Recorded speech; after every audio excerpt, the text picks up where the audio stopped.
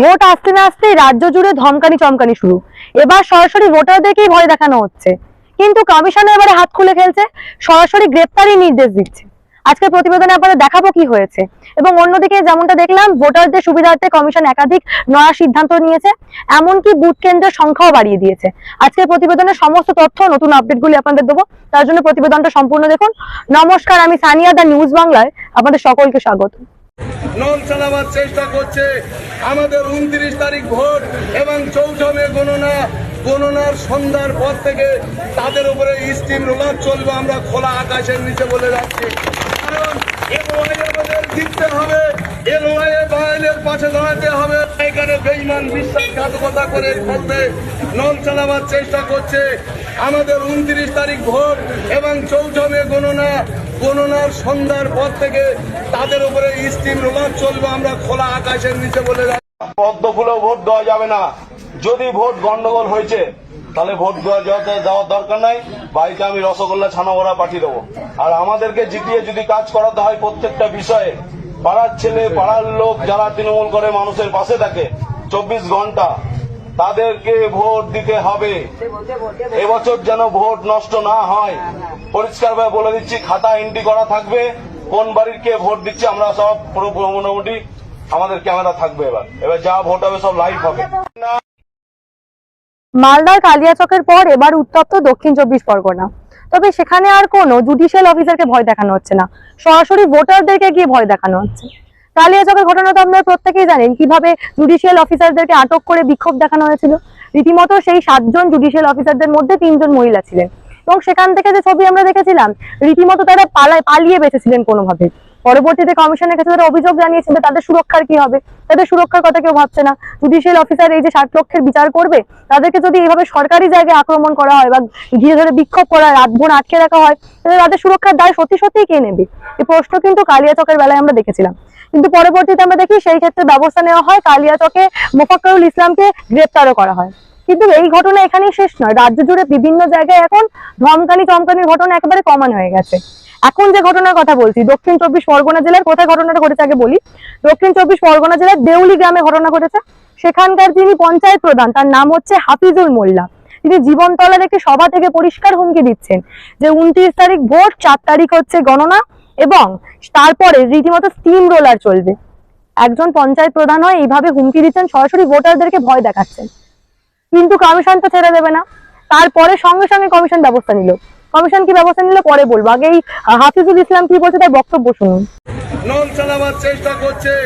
আমাদের 29 তারিখ ভোট এবং 14 মে গণনার সন্ধ্যার পর থেকে তাদের উপরে স্টিম রোলার চলবে। আমরা খোলা আকাশের নিচে বলে যাচ্ছি, কারণ এলওআই আমাদের জিততে হবে, এলওআই বাইলের পাশে দাঁড়াতে হবে। এখানে বেঈমান বিশ্বাসঘাতকতা করে ফেলতে নল চালাবার চেষ্টা করছে। আমাদের 29 তারিখ ভোট এবং 14 মে গণনার সন্ধ্যার পর থেকে তাদের উপরে স্টিম রোলার চলবে। আমরা খোলা আকাশের নিচে বলে যাচ্ছি। এই যে ভিডিও আপনারা দেখলেন, এই ভিডিওটাই কিন্তু বিভিন্ন সমাজ মাধ্যমে ভাইরাল হয়েছিল, এবং তার পরবর্তীতেই কমিশন একেবারে কড়া পদক্ষেপ নিল।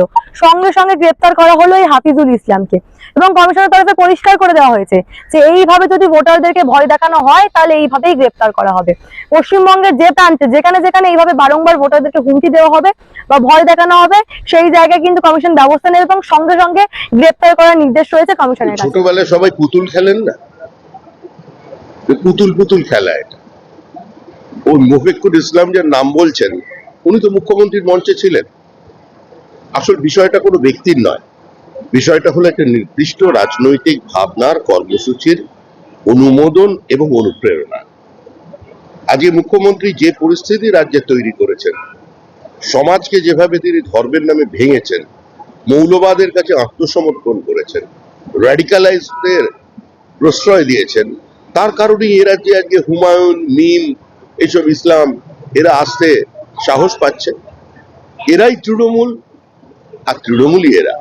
আর এখানে তো প্রশাসন বলে কিছু নেই, তো স্বাভাবিকভাবেই তৃণমূলের একজন একনিষ্ঠ কর্মী যে দায়িত্ব নিয়ে তৃণমূলের এই কর্মসূচি রূপায়িত করেছিল, মালদায় পথ অবরোধ করেছিল, বিচারপতিদের আটকে রেখেছিল, তো তার সঙ্গে পুলিশ হাসি মুখে ছবি তুলবেই। এ তো পুলিশও কোনো অন্যায় করে, এটাই পশ্চিমবঙ্গের বাস্তব চিত্র। কিন্তু এখন নির্বাচন কমিশনের দেখা উচিত যে তারা কি করবেন। যদি সুপ্রিম কোর্টের নির্দেশে এই প্রক্রিয়ায় বিচারপতিরা অংশগ্রহণ করলে 15 ঘন্টা তাদের বন্দি থাকতে হয়, তাদের গাড়ির ওপরে পাথর পড়ে, কাঁচ ভাঙে, তাহলে সাধারণ রাজনৈতিক দলের বিরোধী অবস্থানে থেকে যারা BLA 2 ছিলেন বিজেপির, তারা কি পরিস্থিতির মধ্যে দিয়ে গেছে সেটা সহজেই অনুমেয়। এ রাজ্যে আইনের শাসন নেই।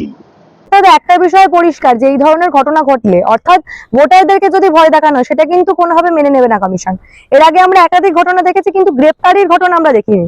তবে যবে থেকে এই ভিডিওগুলো সামনে আসছে, একেবারে সরাসরি ভোটারদেরকে গিয়ে ভয় দেখানো হচ্ছে, সেখানে কিন্তু কমিশন কড়া ব্যবস্থা নিয়েছে এবং বলে দিয়েছে যে আগামীতেও এই ধরনের ঘটনা ঘটলে কমিশন গ্রেপ্তার করবে। কারণ এইভাবে নির্বাচনের আগে ভোটারদেরকে ভয় দেখানো যাবে না। অন্যদিকে কমিশনে আরো যে গুরুত্বপূর্ণ আপডেটগুলি বর্তমানে উঠে আসছে, ইতিমধ্যেই কলকাতা সিপি সুপ্রতিম সরকার, তাকে তামিলনাড়ুর অবজারভার করে পাঠানো হয়েছে, অর্থাৎ তার বদলি হয়েছে। এছাড়াও দেখা গেছে যে এই যে ভোটের আগে স্লিপ বিতরণের ক্ষেত্রে আমরা জানি BLA-রা বাড়ি বাড়ি গিয়ে স্লিপ দেয়, সেই ক্ষেত্রে নয়া নিয়ম এনেছে কমিশন। এবার থেকে স্লিপ দেবে BLA-রা সঙ্গে থাকবে, কিন্তু পুরোপুরি যে স্লিপ দেওয়ার দায়িত্ব তা কোনোভাবে BLA-দেরকে দেওয়া হবে না, সেই দায়িত্ব সম্পূর্ণ এবার থেকে BLO-দের দেওয়া হয়েছে। সেই নোটিশটাও কমিশন ইতিমধ্যে জারি করে দিয়েছে। আসন্ন বিধানসভা নির্বাচনকে মাথায় রেখে কমিশনের তরফে আরেকটা নয়া পদক্ষেপ নেওয়া হয়েছে, নো ইয়োর ক্যান্ডিডেট। অর্থাৎ আপনি আপনার প্রার্থী, আপনাদের বিধানসভার যে প্রার্থী তার সম্পর্কে সম্পূর্ণ কিছু এবার কিন্তু ECI অ্যাপের মাধ্যমে জানতে পারবেন। ECI যে নেট অ্যাপ রয়েছে তার মধ্যে একটি অপশন এসেছে নো ইয়োর ক্যান্ডিডেট। সেখানে গিয়ে আপনার যিনি প্রার্থী, আপনার বিধানসভার যিনি প্রার্থী, তার কোনো ক্রিমিনাল রেকর্ড রয়েছে কিনা, অগ্রিম কোনো ঘটনা, তার বিষয় সম্পর্কে সমস্ত ঘটনা কিন্তু এই অ্যাপেই আপনারা এবার থেকে জানতে পারবেন।